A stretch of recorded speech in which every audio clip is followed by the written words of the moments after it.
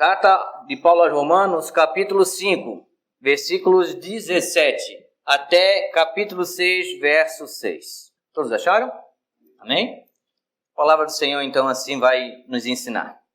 Se pela ofensa de um e por meio de um só reinou a morte, muito mais os que recebem a abundância da graça e o dom da justiça reinarão em vida por meio de um só, a saber, Jesus Cristo. Pois assim como por uma só ofensa veio o juízo sobre todos os homens para condenação, assim também por um só ato de justiça veio a graça sobre todos os homens para a justificação que dá vida. Porque, como pela desobediência de um só homem, muitos se tornaram pecadores, assim também, por meio da obediência de um só, muitos se tornarão justos. Sobreveio a lei para que avultasse a ofensa, mas onde abundou o pecado, superabundou a graça, a fim de que, como o pecado reinou pela morte, assim também reinasse a graça pela justiça para a vida eterna, mediante Jesus Cristo nosso Senhor. Que diremos, pois? Permaneceremos no pecado, para que seja a graça mais abundante? De modo nenhum. Como viveremos ainda no pecado, nós os que para ele morremos? Ou porventura ignorais que todos nós que fomos batizados em Cristo Jesus, fomos batizados na sua morte? Fomos, pois, sepultados com ele, na morte pelo batismo, para que, como Cristo foi ressuscitado dentre os mortos pela glória do Pai, assim também andemos nós em novidade de vida. Porque se formos unidos com ele na semelhança da sua morte, certamente o seremos também na semelhança da sua ressurreição. Sabendo isto, que foi crucificado com ele o velho homem, para que o corpo do pecado seja destituído e não sirvamos o pecado como escravos. Queria trazer como tema aos irmãos essa pequena leitura que nós fizemos dentro do livro de Romanos, separados para sermos diferentes. Separados para sermos diferentes. Quando Cristo nos chama, quando Cristo entra em nossa vida, saiba de uma coisa: o Senhor nos separa para viver com Ele. E não nos separa somente para viver com Ele, como também nos dá novo entendimento sobre nossa vida do passado. Ele abre a nossa luz do entendimento e faz enxergar aquilo que nós éramos, aquilo que nós somos e aquilo que nós seremos na vida com Jesus. Separados para sermos diferentes. Já fazia 20 anos em que Paulo tinha sido separado pelo Senhor Jesus Cristo para a obra missionária. 20 anos de experiência. 20 anos implantando igrejas e andando de um lado para outro, falando e anunciando de Jesus Cristo. Aquele que veio, aquele que morreu, ressuscitou no terceiro dia e subiu aos céus e está com Deus à sua direita. Essa era a mensagem de Paulo. 20 anos de experiência agora, ele se entrega junto com seu amigo em Coríntios, na cidade, e começa a escrever com desejo de conhecer essa cidade, a cidade de Roma, cidade onde qual ele recebeu notícias, em que irmãos em Cristo estavam dando bons testemunhos lá. Eram pessoas diferentes, eram pessoas que foram separadas por Deus para propagar o Evangelho numa vida nova com Cristo. Foram separados não mais para viver como viviam antes, separados não mais para ter a mentalidade que tinha antes, foram separados para ser diferentes. Paulo, nesses versículos poucos que nós lemos, trata diretamente da raiz do problema de todo homem, de toda mulher, de todo jovem e de toda menina. Ele trata do pecado original. Ele trata do princípio que impulsiona o homem a pecar. E também fala sobre a liberdade adquirida mediante Jesus Cristo, sua morte e sua ressurreição.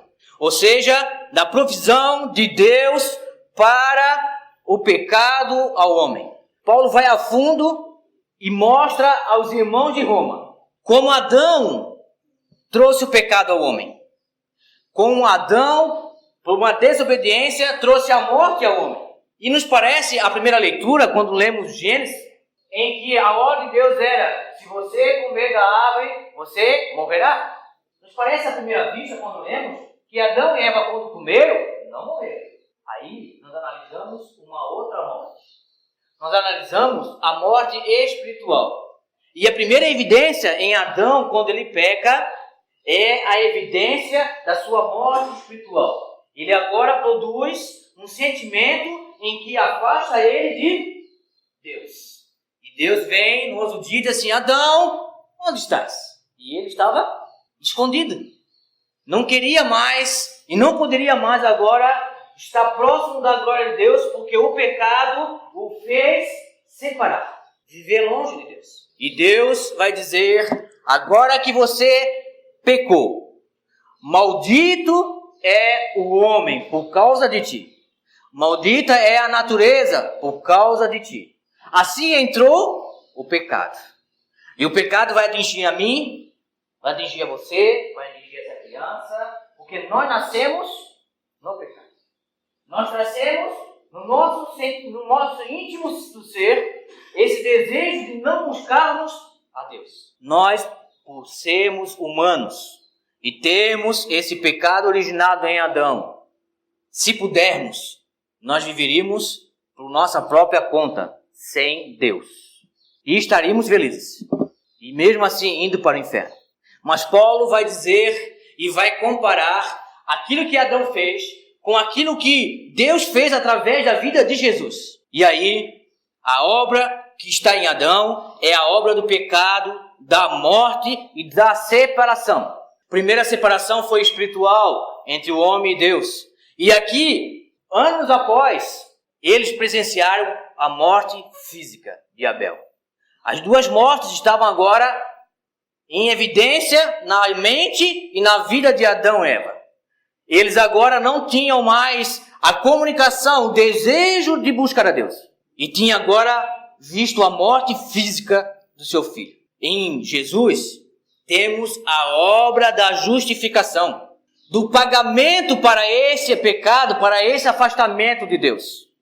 E com isso, temos a reconciliação. O homem agora tem o desejo, volta ao desejo de se aproximar de Deus. Não é assim?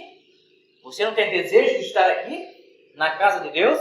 Você não tem desejo de ler a palavra de Deus? Você não tem desejo de orar a Deus? Isso foi pela obra de Jesus Cristo na cruz do Calvário. É Ele que nos aproximou de Deus novamente, que desperta através do seu Santo Espírito o desejo de buscar a Deus. Mas buscamos a Deus por quê? Buscar o sobrenatural de Deus. E muitos, se você presenciar na história, principalmente na história religiosa, buscaram algo divino de maneira errada. Quando, principalmente os portugueses chegaram aqui no Brasil, os índios tinham a sua religião. Adoravam o sol, adoravam a lua, adoravam o mar, o rio. A natureza era para ele o Deus. E se pergunta como que pode um índio no meio da mata ter esse desejo por algo sobrenatural. É porque lá no princípio, quando Deus criou e soprou nas narinas de Adão, fez dele agora uma alma vivente, estava em Adão um pouquinho de Deus. E esse pouco de Deus está lá guardado. Mas está tão endurecido pelo pecado que o homem não nota o seu desejo pelo Deus. Quando Jesus vem na vida da pessoa, quando Jesus agora adentra na vida da pessoa, ele quebra esse pecado. E aí entra a justificação para com Deus. O pagamento para que o homem pudesse chegar a Deus. Sua vida, sua morte, sua ressurreição.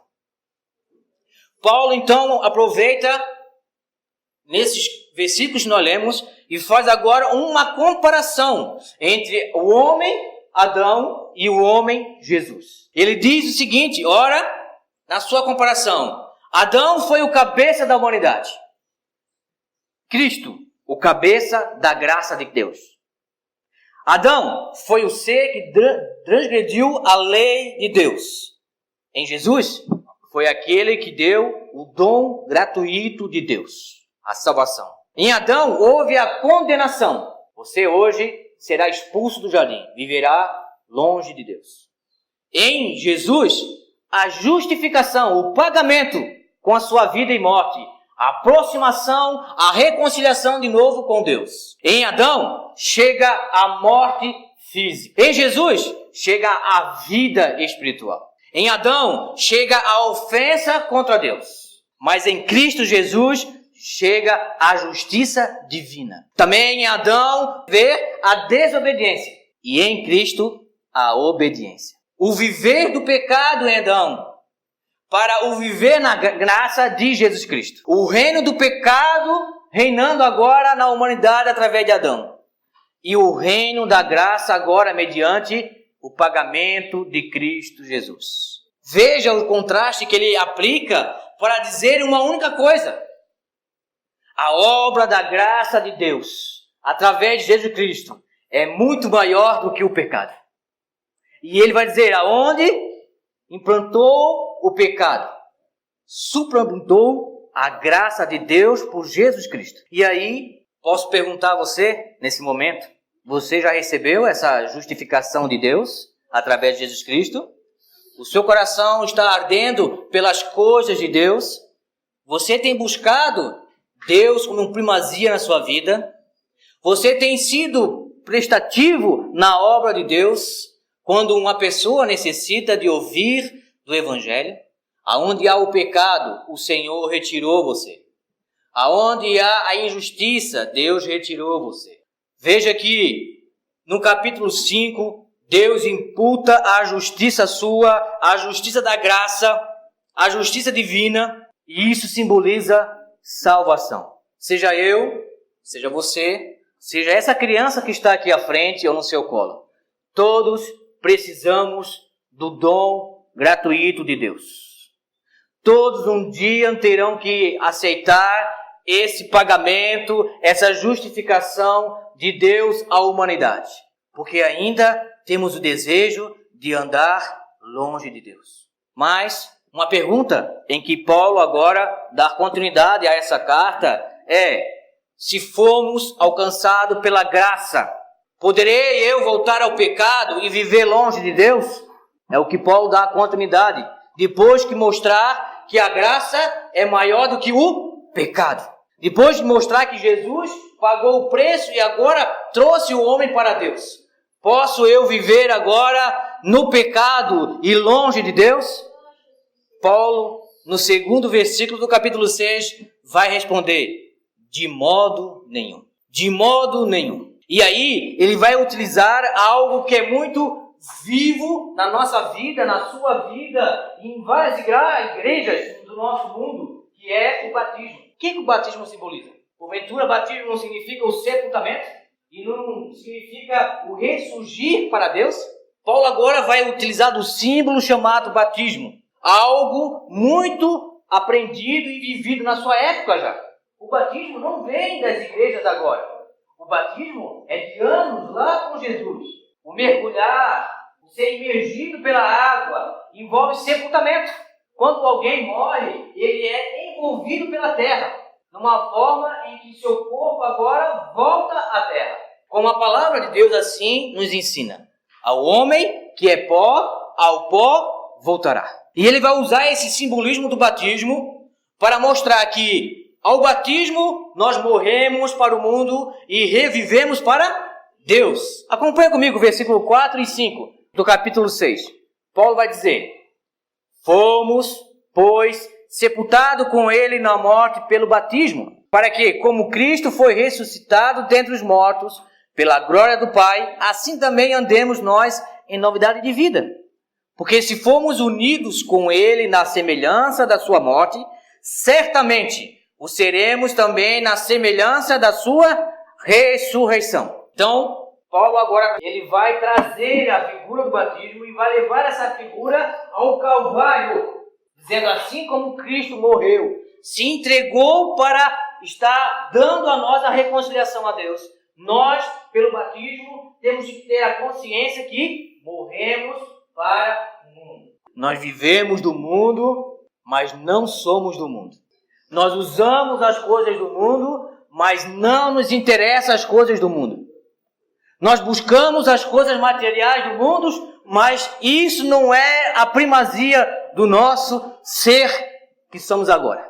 E Paulo vai dizer, agora, por essa figura do batismo, pela morte de Jesus Cristo, pela justificação do pecado, que não nos afasta mais de Deus, agora temos uma nova consciência. Agora temos uma mente de Cristo.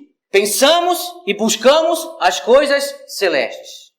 E é essas que são a prioridade em nossa vida. Agora temos um coração grato. Grato pela morte de Jesus na cruz. Grato pela reconciliação que temos com Deus. Grato porque somos agora povo de Deus. Agora desejamos nos aproximar de Deus. Mesmo sabendo das nossas falhas.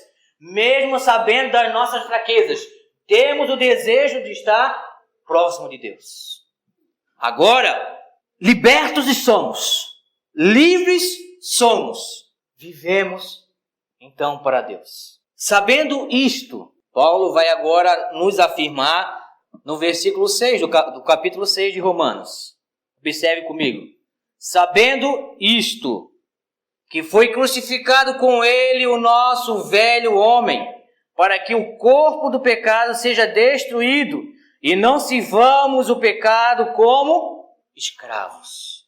Não sejamos agora pecadores como escravos. Não somos mais aqueles que estavam na prostituição e vivem na prostituição. Nós agora, com a mente de Cristo, nós agora, sabendo que somos reconciliados de Cristo, olhamos para aquilo e dizemos ao nosso ser, à nossa carne, eu não preciso mais disso. Agora Cristo está em mim. Mesmo que o meu corpo diga aquilo será bom para ti. Aquilo vai lhe trazer prazer para ti. Você vai dizer, o meu único prazer, o meu maior prazer é Jesus Cristo.